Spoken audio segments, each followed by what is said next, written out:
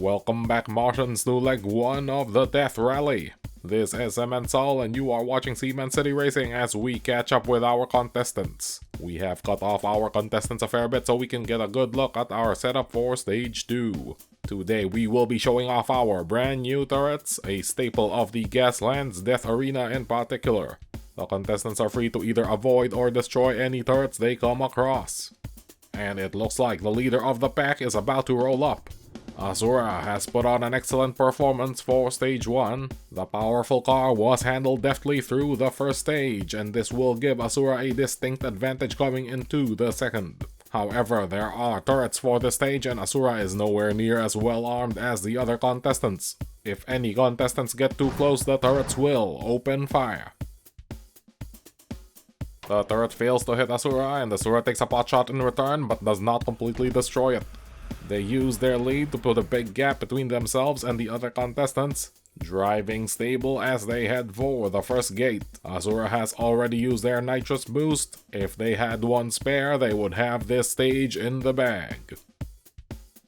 The Catfish comes on hot on Azura's tail. Skox and Turbo have come out of a very hazardous first stage, and they need to clear more concrete if they want to survive this leg. These two Dust Dragons are quite handy with their firearms, and they managed to put a couple of new holes in the Azura, who has been unscathed up to this point. Xanadu and 8 o'clock come roaring in from the rear. This has been their most successful performance thus far, and they are making a beeline at speed for that finish line. The 8 o'clock is going far too fast for the turret to hit, and Xanadu uses that dinky machine gun to clear a path through the obstacles and keep the 8 o'clock stable. The gap Asura has made with their lead is now looking pretty small. And speaking of leaders, Johnny Handbrake has just joined the fray. Easily one of the more successful crews so far, this is the first race we have seen him not in the lead. Team Handbrake whittles down the Asura even further with their submachine guns. At this point, the Azura is already halfway to the finish line, and we have not yet been joined by the rest of our contestants. The ones currently on the field look to be intent on making things as hard for Azura as they can. The Catfish is going at speed and quickly catches up to the Azura and looks to be attempting a T-bone from the side. This is not the first time these two have tangoed, and it looks like the Azura is expecting the Catfish's attack. It looks like the Asura has taken no damage from that and uses the Catfish's momentum to propel itself forward. The Asura is very rapidly closing onto the finish line, but one of the turrets gets a lock onto it and lands a solid couple of hits with its machine gun. The Asura is just barely keeping it together mere meters from the finish line. Just one more sprint and they will be the winner of the first leg. The Asura closes in on the final gap, but they nick a pile of tires on the way. They have taken a beating so far this stage, and it looks like that pile of tires was the last thing needed to knock them out. The driver Asura cannot get the car Asura out of the way in time, and the car is wrecked. The Asura's wreck, however, comes flying forward and skids to a halt just past the finish line, securing it the victory. The only thing you need to do to finish the race is to touch the finish line, and the Asura has done that handily. With first place secure, the rest of the contestants now race to fill the last 3 slots, and most of them are already going as fast as they possibly can at this stage. The 8 o'clock continues its 6th gear advance, driving straight into a stack of barrels. Xanadu somehow comes out of that collision barely harmed, and still plenty stable. It is a clean shot to the finish and a much needed placing if she manages to keep this up. And would you look at that, she finally decides to drop an oil slick. Let's see if it helps to keep Team Handbrake off Xanadu's back. Between the enemy cars and the oil slick in front of him, Johnny Handbrake has a lot to worry about currently. At this point, it does not look like he is evading the oil slick, so he's putting some distance between himself and the Catfish. As Johnny maintains control on that oil slick surface while whittling down the 8 o'clock, it is important to note that they are also on fire. Consummate professional Johnny Handbrake. And speaking of professionals, Dr. Vitus finally makes it onto Stage 2 after having reversed out of Stage 1. Vitus's volatile vehicle has had a penchant for exploding, and that has ironically kept him safe, as the other contestants do not want to be caught up in one of those explosions. Vitus himself, however, is still as reckless as ever, and just barely manages to stay inbound as he wrestles the death trap back onto the track in the right direction. Chewing up the scenery right behind him is Neon in the underdog. Neon spent way too much of the last race trying to take down the Catfish, and that has put her far into the last places. However, as she completely ignores Vitus, it looks like she is attempting to catch up. That puts her right back on the Catfish's tail as she misses a ram on the smaller vehicle just by a hair. Neon finally nails the Catfish with a well-placed handgun shot. Turbo is not able to dodge out of the way, and the Catfish is wrecked. That is not the end of it, however, as the Catfish comes crashing into the side of Johnny Handbrake at full speed. Things are looking hairy for Team Handbrake. The Roadrunner barely hangs on as the wreck of the Catfish is sent flying. It was just a matter of time before the Catfish got knocked out, but they managed to do it in a spectacular fashion. But we are not over yet, as one of the turrets has locked onto the underdog and is about to open fire.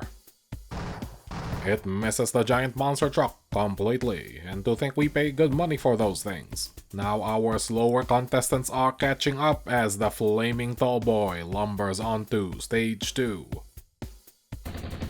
Despite being on fire, Barry and his boys are in their element at top gear and they come in guns blazing. They look to be opening fire on the turret and on Johnny Handbrake's Roadrunner. The turret falls to a shotgun blast, and it looks like for the first time Johnny Handbrake has wrecked. Gunning down a handbrake during a race is for sure a cause of celebration, however the Barilans should not drop their guard as it looks like Johnny's car has just exploded. Team Handbrake of course goes out in style and manages to nick every single car around them as they explode. The Xanadu was the closest to the Roadrunner and it looks like they eat the brunt of the blast. The tall boy manages to avoid major damage and the underdog only takes a glancing hit. Everyone involved is a little bit rocked, but looks like everyone has managed to keep control. Except for Xanadu's 8 o'clock, it looks like that damage was enough to take her out.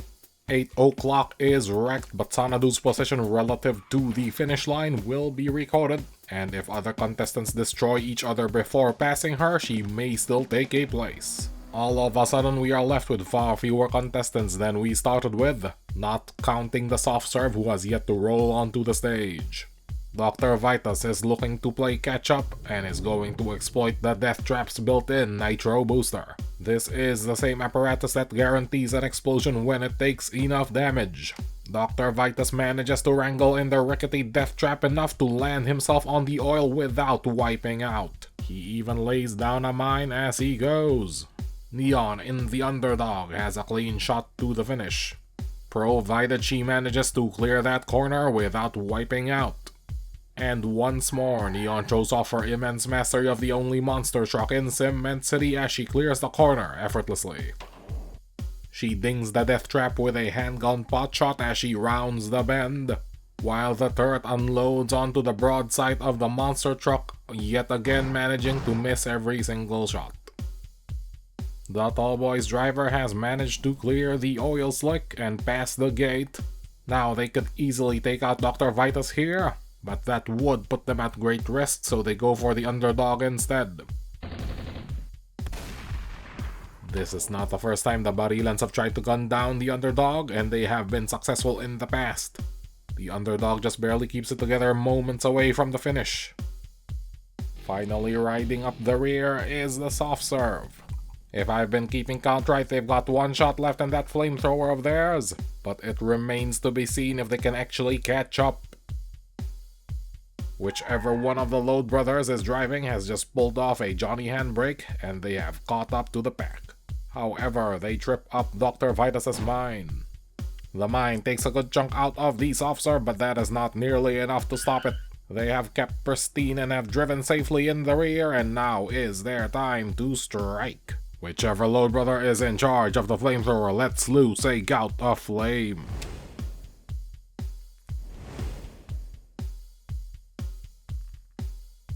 The flame bursts land true, doing some serious damage to both Tall Boy and the death trap. And everybody knows what happens once the death trap wrecks. The explosion is not as impressive as the Roadrunners, but it still does some damage. The soft serve somehow remains unscathed through all this, and the tall boy is wrecked. What a comeback for the Load Brothers in the soft serve. But it looks like it will not be enough to secure them a second placing, as the underdog is just about to cross the finish line. Neon successfully secures her second placing in a race, while also defeating Johnny Handbrake for the first time. All that is left for the Load Brothers is to drive up to the finish line. It is a straight shot from where they stand, regardless of all the wrecks in the way. They drive safely over the oil spill, and it looks like, to add insult to injury, they are chucking Molotov cocktails at the wreck of the tall boy. They do not successfully light it on fire, but that is some serious disrespect to the Badilans. And just like that, the Load Brothers managed to steal third place from all the way in the back. I am sure the Cult of the Inferno is very happy with their performance, and it looks like the Load Brothers are on their way to reclaiming the top spots. Today's first placer has not seen much time in the spotlight. Asura, driving the Azura, was finally allowed to let loose with their racing-focused machine, and they cut a clean, well-driven line straight through the course. I am sure they have caught some sponsors' attention. Speaking of sponsors, Neon and the underdog have gone a surprising amount of time without a sponsor, despite being one of the more eye-catching contestants. However, with this recent upset over Johnny Handbrake, I am sure they will be finalizing a sponsorship deal very soon. The Load Brothers today have managed to place in a predominantly speed-based race, and they have taken down their rival crew in the Badilans. Things are looking quite good for them at the moment, and I fully expect them to spend the cans they have earned today on something quite interesting. Good job, boys! And finally, in fourth place is Sanadu in the 8 o'clock. We have heard very little from Sanadu, who has not been having the best run. They did, however, perform quite well in the Death Rally environment, and are starting to put themselves on that sponsorship radar. And Martian citizens, that is us for this week. We hope you have enjoyed this pre-recording of the first leg of the Death Rally. Our contestants have a long way to go, and now they will spend the full week preparing for the next leg. We will have one more stop before we hit the very limits of Cement City and start crossing over the Dust Bowl. Until then, this is Cement Soul of Cement City Racing, signing